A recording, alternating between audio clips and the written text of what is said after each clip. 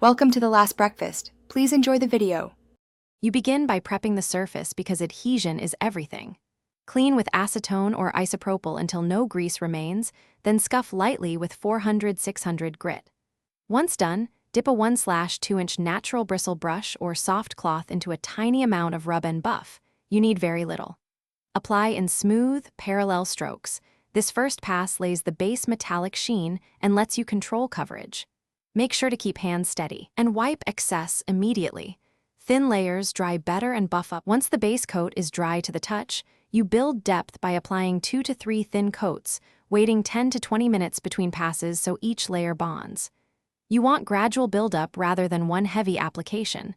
That's how you get consistent color and antique effects. For crevices, use a cotton swab, and for raised areas, feather with a lint-free cloth.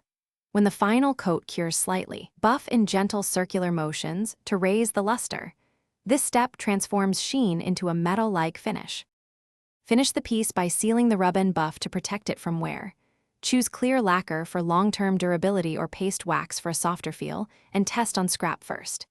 If you see streaks or uneven patches, reapply one thin coat, allow it to cure, then buff gently. This evens out pigments. If flaking occurs, stop.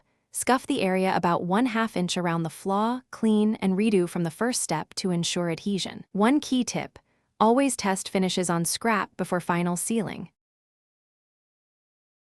Thanks for watching. If this was helpful, leave a like and consider subscribing. See you next time.